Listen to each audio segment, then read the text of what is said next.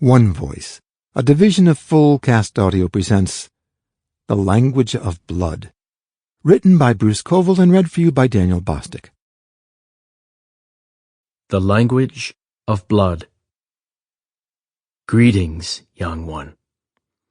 I understand it is your turn, and they have sent you to me to learn how it is. They want me to tell you how I, Banang, came to be the one who speaks the language of blood. They want me to tell you what it cost me, and why I did it. All right, that's fair. If you are to take my place, these are things you need to know. Take a cushion, one only, and sit here. I will tell you the story. I was born outside the glorious city. However, my parents moved within its walls before I was a year old. My mother was the ambitious one, always looking for something better.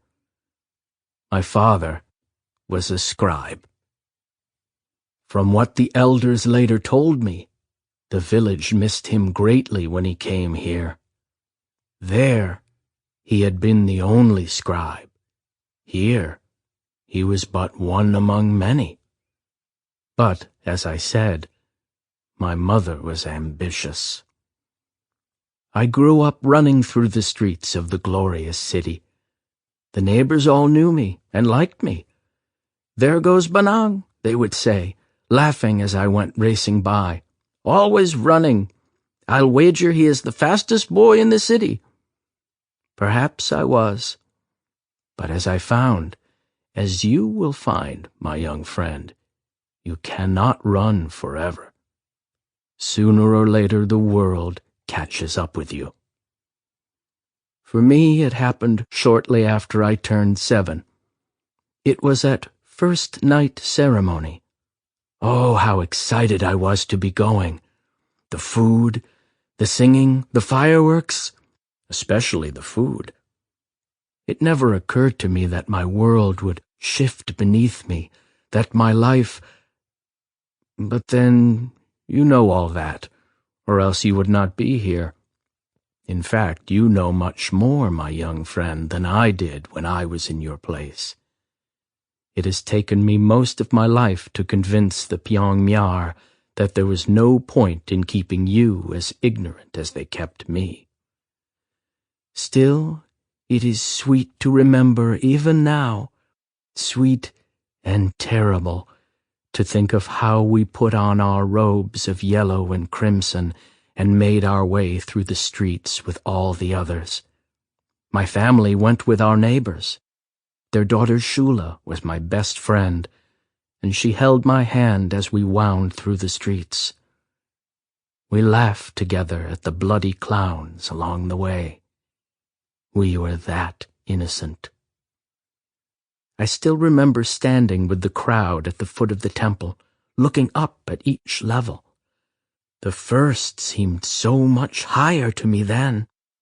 Twice man height, it was nearly 4 times my size. How I loved to see the guards standing on it, all in a row, their weapons at the ready. Then, 10 feet behind it, and 12 feet higher, the second level, with the costumed maidens in their robes and scarlet feathers. Then the third level, with the priests. The fourth, with the watchers. The fifth, where the Pyong-myar stood waiting. The Pyong-myar. I see the cloud that passes over your face. He is frightening, is he not? Do the children still tell each other stories of what he will do to them in the night if they are bad? I feared him with that delicious fear of childhood that made me want to hide when his name was mentioned, at the same time that I hungered to hear more about him. This was the first time I had ever seen him.